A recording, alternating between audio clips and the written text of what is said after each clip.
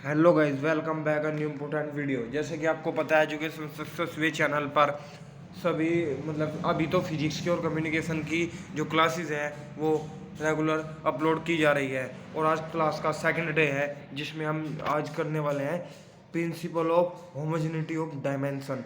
इससे पहले का पार्ट मैंने पढ़ा दिया, आप जाकर देख सकते हैं, आप लिख सकते हैं जाकर polytechnic first semester physics by education success way. ये जाकर आप अगर सर्च करेंगे तो आपको मिल जाएगा कि एजुकेशन सक्सेस वे चैनल पर पूरी सीरीज अपलोड हो रही है। और ऐसे ही पढ़ने के लिए अगर आप हमारे स्टडी प्लान को आप फॉलो करते हैं तो आपके 100% अच्छा स्कोर होगा। तो आप सुनिए, ये मैंने पीडीएफ अपनी बहुत ही ध्यान से, बहुत ही नोट वाइज पीडीएफ बनाई है। और अगर आपको नोट्स चाहिए, पीडीएफ चाहिए, तो टेलीग्राम चैनल ज्वाइन कर लें, वहाँ पर मैं ये पीडीएफ डाल दूंगा। ओके। और चैनल अभी अभी स्टार्ट हुआ है, ज़्यादा पुराना चैनल नहीं है, नई न्यू चैनल है, तो आपको काफ़ी अच्छा कंटेंट प्रोवाइड कराया जाएगा। तो मैं स्टार्ट करता हूँ आज का, जो कि हमारा टॉपिक है principal of homogeneity of dimensions. ये हमारा टॉपिक है। इसमें देखिए, इस पैरे पर आप ध्यान ना दीजिए, जो मैं बोलता हूँ उसको ध्यान दीजिए, जो इसमें इंपॉर्टेंट होगा मैं अंडरलाइन कर दूंगा। ठीक है। हाल वैसे तो ये सारे इंपॉर्टेंट है, लेकिन कुछ जो मतलब आपके नोट्स वाइज कुछ इसमें एडवांस बातें भी लिखी हुई हैं, वो आपको नहीं करनी है। ठीक है। तो मैं एक बार पेंसिल यूज़ कर लेता हूँ, ये यूज हो गई। और एक बार मैं थोड़ा सा बढ़ा भी लेता हूँ, थोड़ा सा। ठीक है। इसमें it's state the dimension of all the terms on both sides of an equation should be the same. ये कह रहा है कि जो आपके डायमेंशंस है उनकी ऑल टर्म्स जो बोथ साइड है वे इक्वेशन सेम होनी चाहिए, according to the principle of homogeneity के according. The comparison addition and subtraction of all physical quantities is possible only if they are same nature. इनका same nature होना चाहिए। और जैसे एडिशन, ऐड, सब्ट्रैक्शन, माइनस करना, all physical quantities possible only same nature. जो आपका addition है, आप प्लस करना, घटाना, ये अगर आप ऑल फिजिकल क्वांटिटीज पे अप्लाई करोगे तो वो उसी चीज़ में पॉसिबल होगी अगर उनका नेचर सेम है। जैसे दे हैव सेम डायमेंशन, उनकी डायमेंशन सेम होनी चाहिए। नेचर क्या है इसमें? नेचर है जैसे डायमेंशन, उनकी डायमेंशन सेम होनी चाहिए। तो फिजिकल क्वांटिटीज में प्लस और माइनस उसी क्वांटिटी में होगा जिसका नेचर सेम होगा। If the power of L L से मास को रिप्रेजेंट किया जाता है, एम से मास को रिप्रेजेंट किया जाता है, एल से लेंथ को, और टी से टाइम को। On the two sides of the given equations are same then the physical correct, otherwise not. अगर आप इस two sides are given equation are same, अगर दो एक इक्वेशन दी है और उसकी टू साइड सेम है तो फिजिकल इक्वेशन इज करेक्ट होगी, अदरवाइज नॉट करेक्ट होगी। This principle is useful of the check of correctness of a physical equation. The principle is use very helpful. Principle आपके लिए बहुत हेल्पफुल होगा check करने के लिए कि फिजिकल इक्वेशन सही है या नहीं। ये आपका होमोजेनिटी प्रिंसिपल काफ़ी ज़्यादा हेल्पफुल होगा इसमें। एग्जांपल ले लीजिए आप, अब फिजिकल रिलेशन, सॉरी एक सेकेंड, मैं पेन यूज़ कर लेता हूँ। A physical relation must be dimensional homogeneous. Example, all the term on both sides of equations must be have same dimension. Same dimension है, जैसे आप ये इक्वेशन देख सकते हैं। एक बार ये इक्वेशन देखिए, आप एक साथ ये इक्वेशन देखिए। इन द इक्वेशन, ये सेकंड मोशन न्यूटन की सेकंड इक्वेशन है। देखिए, the length has been equated of velocity u time t which at the first seems to be meaningless but if this equation is dimensionally homogeneous। ये homogeneous इसलिए है, ये meaningless है, लेकिन homogeneous किस लिए है? ये the dimension all the terms both side are same. इसकी जो डायमेंशन की टर्म्स है वे बोथ साइड आर सेम हैं, इसलिए ये। वैसे तो ये देखिए, इसका कोई मीनिंग नहीं है इक्वेशन का, लेकिन ये होमोजेनियस इसलिए है क्योंकि इसके दोनों साइड की जो दोनों डायमेंशन की जो बोथ साइड्स हैं वे सेम है फिजिकल मीनिंग में। ठीक है। Now dimension various quantities on equation are. देखिए, एस की L minus L one, U की L one T minus one, और टी की टी वन। तो देखिए, एल टी टी ऊपर में भी एल आया है, नीचे में भी एल आया तो दो दो आपकी साइड इक्वल हो गए ना, तो इसलिए ये होमोजीनियस है। अब आपको पूरा डाउट अच्छी तरह क्लियर हो गया होगा कि मैं इसको होमोजीनियस क्यों बोल रहा हूँ, क्योंकि इसकी दोनों साइड्स इक्वल है। जैसे आप देख भी सकते हैं ना, इसमें एल है, इसमें भी एल है, तो दो साइड आपकी इक्वल हो गई, इसलिए ये होमोजीनियस हो सकती है। ठीक है, अब बढ़ते हैं हम थोड़ा आगे की तरफ। यहाँ देख सकते हैं आप, जैसे एक्सीलेशन में L1 है, T1 है, और यहाँ 10 the dimension terms of LHS में L1 है और RHS में भी L1 का यूज सॉरी LHS में भी L1 का यूज हुआ है, तो इसलिए होमोजीनियस हो जाती है। There here the dimensions of all the terms both sides of equations are same, दोनों साइड सेम होनी चाहिए।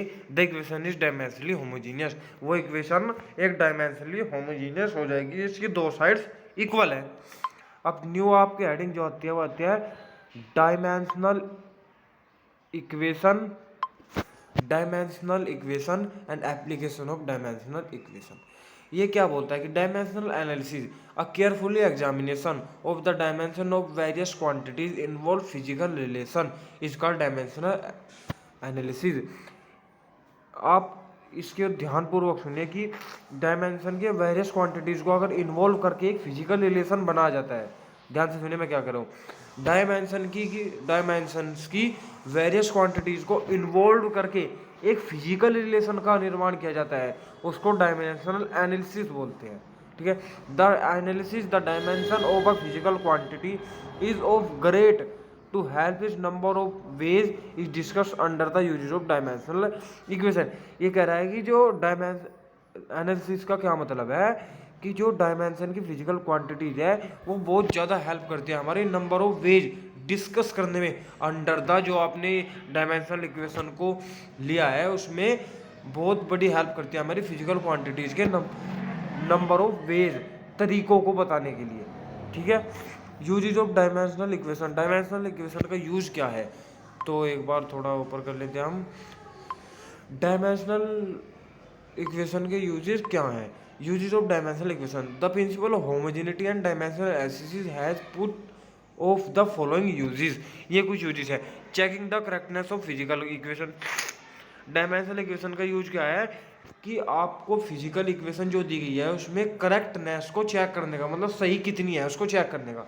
To convert a physical quantity from one system of unit into another, एक फिजिकल क्वांटिटी को दूसरी physical quantity में change करना ही इसका एक उद्देश्य हो जाता है।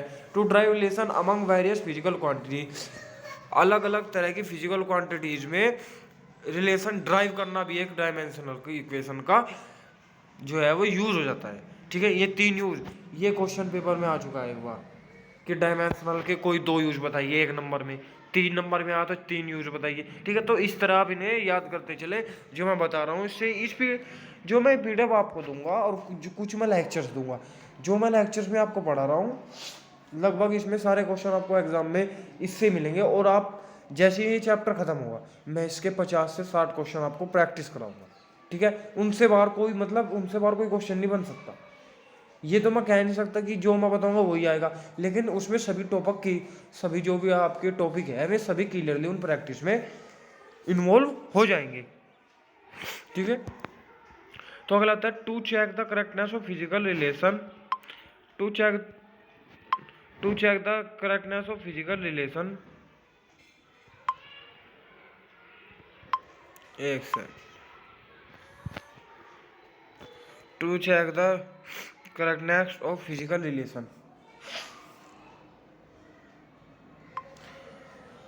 according to the principle of homogeneity of dimension a physical relation or equation is correct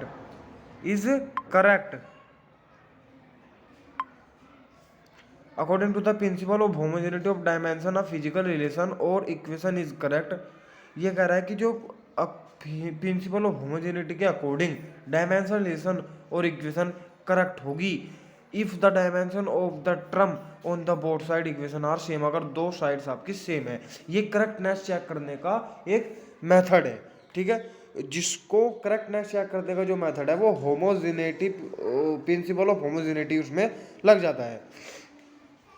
फिर अगर correct dimension of even one term difference from the those of other the equation is not correct. अगर उनमें difference है, दोनों sides में से अगर एक में भी डिफरेंस है तो equation is not correct. Example देख सकते हैं आप, चेक द करेक्टनेस। इसका एग्जाम्पल देखिए, मैं एग्जाम्पल भी बीच में पीडीएफ में लगाया हूँ, एक सेकंड, एग्जाम्पल भी मैंने पीछे पीडीएफ में लगाए हैं। देखिए, check the correctness of the following formula by the dimensional analysis. ये कह रहा है, ये आपको फॉर्मूला दे दिया इसने, यहाँ सॉल्यूशन देखिए। इसका सॉल्यूशन क्या है, देखिए एक सेकंड, ये देखिए अच्छी तरह दिख जाएगा आपको। सॉल्यूशन क्या है, F is equal to M V square upon R. Dimension of the term of L H S. Force की हमने डायमेंशन निकाली M one T minus two, ठीक है।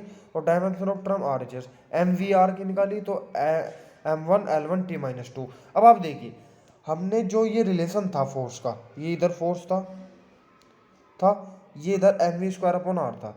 तो फोर्स के डायमेंशन देखिए एक बार, ध्यान से देखिए, M1 L1 T-2, और ये देखिए आप डायमेंशन M1 L1 T-2, दोनों चीज अलग है लेकिन डायमेंशन सेम है।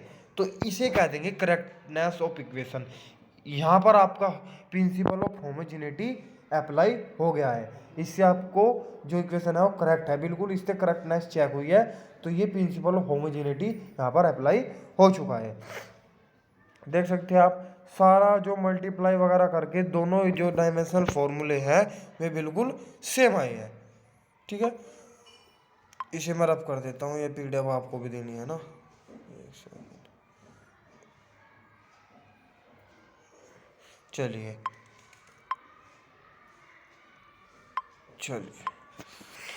The dimension of the term of on the LHS are equal dimension on the, ये बोल रहा है कि दोनों आपकी करेक्ट है, एलएचएस भी और आरएचएस भी, ये यही बोल रहा है, ठीक है, इस लाइन में। तो ठीक है ना। तो अब हम आगे ये देखिए, इसमें इसने एक एग्जांपल और दिया है। ये इसकी डायमेंशन आप चेक कर सकते हैं और इसकी डायमेंशन आप चेक करते हैं, सेम है। तो ये बोल रहा है कि ये 2000 करेक्ट, ठीक है ना। जिसकी डायमेंशनल सेम हो जाएगी वो करेक्ट हो जाएगा, ठीक है ना। तो आप ऐसे इनको समझ सकते हैं, ओके। जिनकी डायमेंशनल सेम होगी उसमें प्रिंसिपल ऑफ होमोजेनिटी लगेगा, इतनी बात आप याद रखना। करेक्टनेस चेक करने के लिए प्रिंसिपल ऑफ होमोजेनिटी का यूज किया जाता है। एग्जाम्पल और भी दिए हुए हैं इसमें, देख सकते हैं आप कितने एग्जाम्पल दिए हुए हैं। मैंने एग्जाम्पल लगाए हैं, जैसे ये डायमेंशन देख सकते हैं, यहाँ आप देख लेना, मैं आपको प्रैक्टिस क्वेश्चंस में इन्हें बहुत सारे दे दूंगा, ठीक है। Using of principle of correctness check करने के लिए देखिए यहाँ पे इसने ये लगा दिया। तो आप देख सकते हैं कि सेम आए हैं दोनों डायमेंशन, ठीक है, दोनों डायमेंशन सेम आए हैं। तो ये प्रिंसिपल ऑफ होमोजेनिटी इसमें यूज हो गया है। अगर आपको कहता है कि इसकी प्रिंसिपल ऑफ होमोजेनिटी से आप निकालिए, तो आप फॉर्मूला से डायमेंशन निकालेंगे और निकालने के बाद अगर सेम आ रही है तो ये प्रिंसिपल ऑफ होमोजेनिटी इसमें लग जाता है। अगर आपके सेम नहीं आ रही है तो आपने गड़बड़ कर दी है। अगर उसने बोला है यूजिंग होमोजेनिटी ऑफ प्रिंसिपल और आपने की सेम नहीं आ रही है तो आपने गड़बड़ कर दी है, ठीक है। हाँ, एक और बता देता हूँ मुझे, देखिए जैसे M0 L0 T0, तो इसको बोलने के डायमेंशनल लेस, इसकी कोई डायमेंशन नहीं होगी। अगर M0 L0 T0 आ रहा है तो वो होगा डायमेंशनल लेस, ओके। चलिए अब हम आगे बढ़ते हैं। ये देखिए अब अगला हेडिंग आते हैं आपके, to convert physical quantity from one system of unit into another. एक सिस्टम यूनिट से दूसरे सिस्टम यूनिट में कन्वर्ट करना है फिजिकल क्वांटिटीज को।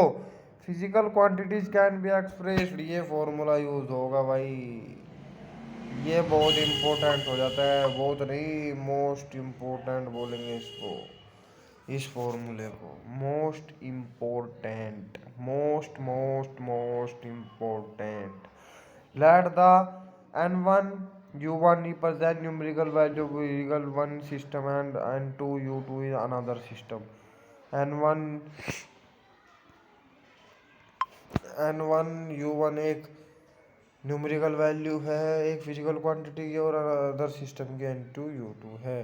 The physical quantity of L1 M1 L1 T1 to be continuous of the एक second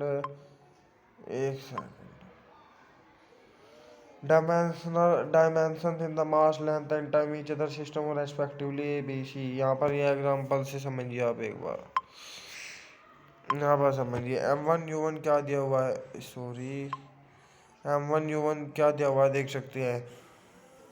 दो अलग अलग तरह के दिए हुए हैं, फॉर्मूला लगा के इन्हें डिवाइड में ले लिया। N2 equal to M1 equal आ गया, तो N2 इक्वल टू M1। देखिए क्या किया इसने, M1 upon M2 L1 upon L2 T1 upon T2। क्या करना है, दोनों को लिखना है जो दे रखा है, फिर ये फॉर्मूला लगाना है M1U1 N2 इक्वल टू और N2 इक्वल टू, इनको अपॉन में ले लेना है। अपॉन में लेने के बाद इसमें आप देख सकते हैं N2 इक्वल टू N1 करने के बाद M1 के अपॉन में M2 L1 के अपॉन में L2 और T1 अपॉन 2 और पावर लगाने की जो इनकी थी, मतलब इन्हें एक पावर में कर लिया। ठीक है, फिर आता है while appearing the relation of the system of first system in the numerical value of the physical quantities given the other second system। क्या बोला है कि while applying the above relation, ऊपर दिया गया relation system of unit first system की unit में with numerical value of physical quantities given the second system. जो न्यूमेरिकल वैल्यू फर्स्ट सिस्टम में दी हुई है वही गिवन सेकंड सिस्टम में दी हुई है फिजिकल क्वांटिटी की। ओके, तो चलिए अब बढ़ते हैं और आगे की तरफ। देखिए ये दो बहुत ही शानदार एग्जांपल लेके आया हूँ मैं। Convert a force of between 1 newton to dyne, 1 newton को डाइन में कन्वर्ट किए to convert for MKS and CGS system of equation. MKS और CGS सिस्टम इक्वेशन में हमको कन्वर्ट करना है। ठीक है, तो देख सकते हैं आप N2 equal to N1 upon U2। एक सेकेंड, ये देखिए मैं थोड़ा इसको 10 N2 equal to N1 equal to 1 U1 equal to 1 newton और U2 इक्वल टू डाइन। तो इसको M1 अपॉन में भी मान लिया, डायमेंशन निकालने के बाद इन्हें वह कर देंगे, अपॉन में रख देंगे। अपॉन में रखने के बाद आपको करना क्या होगा, अपॉन में रखने के बाद आपको इसकी जो M1 है मास में, MKS में तो केजी होता है और CGS में ग्राम होता है, और L1 MKS में मीटर और CGS में सेंटीमीटर, T1 सब में सेकंड ही होता है। तो ये रखने के बाद जो डायमेंशनल की पावर थी वो लगा देंगे कि 1 किलो में 1000 ग्राम, तो नीचे ग्राम, ऊपर नीचे सेंटीमीटर, ऊपर भी सेंटीमीटर बनाओ, नीचे सेकंड। अब 1 मल्टीप्लाई 1000 और 100 हो गई, 10 की पावर 5 आंसर आएगा। तो 1 न्यूटन में 10 की पावर 5। एक सेकंड में ऐसे अगले पेज पे लिख देता हूँ, ये वैल्यू याद रखनी है। 1 न्यूटन में 10 की पावर 5 डाइन होते हैं। ये पिछली बार आया था, ड्राइव करने के लिए तो नहीं आया था, लेकिन ये पूछा गया था कि 1 की पावर 1 न्यूटन में कितने डाइन होते हैं। और अगर आपसे पूछने लगे 1 डाइन में कितने न्यूटन होते हैं, तो 10 की पावर -5 कर देना। अगर आपसे पूछे 1 न्यूटन में कितने डाइन होते हैं, तो 10 की पावर 5। अगर आपसे पूछे 1 डाइन में कितने न्यूटन, तो 10 की पावर -5। ठीक है, ये कर देना, ठीक है ना।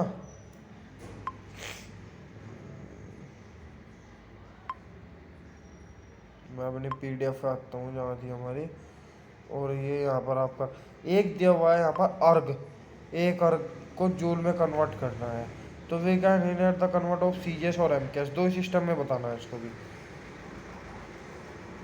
तो ये देख सकते हैं आप, SI यूनिट इसकी हो जाएगी जूल वर्क। ये फॉर्मूला है, डायमेंशनल निकालने के बाद आप अपॉन में रख देंगे और इसकी पावर ऐसी लगा देंगे। कोई हार्ड क्वेश्चन से ज़्यादा नहीं है, न्यूमेरिकल तो आगे देखना आप चैप्टर में, ठीक है ना। तो ये कुछ ज़्यादा हार्ड मुझको लग नहीं है, वैसे ही वैल्यू निकल जाएगी जैसे पिछले क्वेश्चन की हमने निकाली है।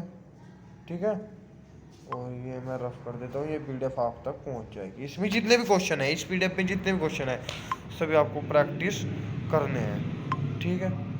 और एक सेकंड, अब आपका आता है लिमिट ऑफ। हाँ, एक एक कॉन्सेप्ट और बता देता हूँ मैं यहाँ पर आपको। ये जो यहाँ पर दिया हुआ है ना, ये एक आर्क में 10⁻7 जूल, अगर 1 जूल में पहुँचने लगे तो 10⁻+7 आर्क हो जाए, ठीक है। मैं मतलब साइन कन्वेंशन का सिस्टम होता है इसमें कुछ, ठीक है। Limit of dimensional and equation, dimensional equation limitations क्या है। The method of dimensions has the following limitations. It does not have the us to find the value of dimensionless content involved in the various physical relations. The physical of such the content have the to determine some experiment or mathematical evaluation. ये कह रहा है कि ये आपकी help नहीं करता dimensional less constant को निकालने में। Various physical relation determine the some experiment of mathematical, जो मैथमेटिकल निकालते हो आप, जैसे 100/1000 के था, इसको ये डिटरमाइन कर लेता है, इस मेथड को भी डिटरमाइन करता है। This method fails to be drive formula of physical quantity which depend upon the more than 3 factor. तीन this method fails to drive formula, ये मेथड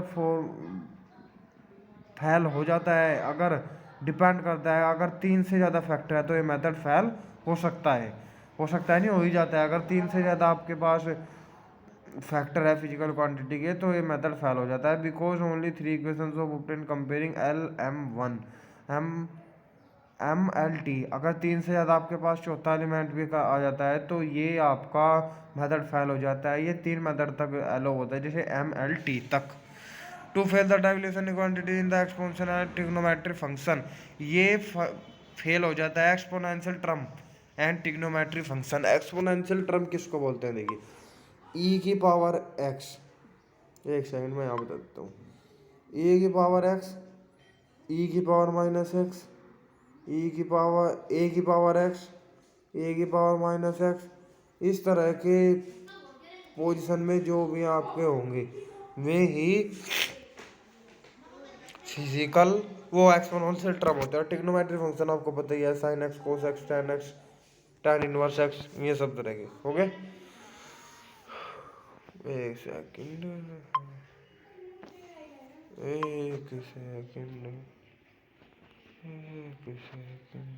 ये बता था ना मैंने, the method dimension of the following limitations, ये आपकी limitations इसमें हो जाती है।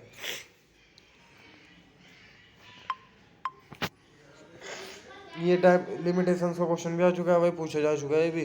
The method can not be directly applied the drive relation, ये डायरेक्टली अप्लाइड नहीं किया जा सकता।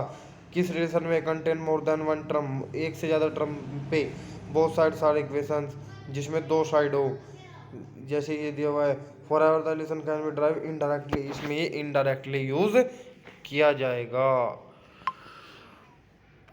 The dimensional correct of relation may not be true physical relation, the dimensional correct relation may not be true physical relation, physical relation में true नहीं है, because the dimensional equality is not sufficient, dimension quality sufficient नहीं है for the correctness of physical relation. Correctness मतलब ये correctness को check तो करता है, लेकिन ये सफिशिएंट नहीं है पूरी अच्छी तरह करेक्टनेस को चेक करने के लिए, ठीक है, नॉर्मली कर सकता है। फिर आता है आपके, ये देखिए कुछ क्वेश्चंस मैं अभी ऐड किया हूँ। MLT-2 डायमेंशन फॉर्मूला किसका है। M0L-1T-2 डायमेंशनल फॉर्मूला किसका है, ये बताइए। ये मेरे हिसाब से तो एक सेकंड एनर्जी का होगा शायद, फोर्स का तो नहीं हो सकता ये, ठीक है। The fermi of is equal to the 5×10⁵ fermi किसकी इसमें से किसके इक्वल है, इसमें एंगस्ट्रॉम के इक्वल होगी। एक सेकंड क्या है, rad steradian unit of radian और second is the unit of angular velocity होगा इसका आंसर। तो ये क्वेश्चंस मैं आपको कुल कुछ कल कराऊंगा, डिफाइन सारे करा दूंगा, एक्सरसाइज वगैरह जितनी भी आपकी हो सकती है। और यहाँ पर देख लेते हैं हम एक बार क्या दिया हुआ है। ये भी क्वेश्चंस है, कुछ शॉर्ट क्वेश्चंस है नए। और ये यहाँ पर भी देख लेते हैं हम अभी यहाँ पर। हाँ, ये तो दूसरा चैप्टर आ गया, ठीक है। तो ये मैं आपको देखिए चैप्टर आपका यहाँ पर कंप्लीट हो जाता है। इसके बाद जो एक्सरसाइजेज होंगी मैं आपको करा दूंगा। कल आपका प्रैक्टिस सेशन होगा इस चैप्टर का। तो प्रैक्टिस सेशन में आप पूरा रिवाइज करके आए जितना आपने पढ़ा है, और सभी अच्छी तरह आंसर देंगे कमेंट बॉक्स में, ठीक है। मैं सभी क्वेश्चन आपको अच्छी तरह सॉल्व कराऊंगा। तो ऐसे ही एजुकेशन सक्सेस वे चैनल से जुड़े और अपना सिलेबस कंप्लीट करके एक अच्छा स्कोर करें। थैंक यू दोस्तों, जय हिंद। एजुकेशन सक्सेस वे चैनल को प्लीज़ सब्सक्राइब किए बिना बिल्कुल ना जाए। थैंक यू, जय हिंद।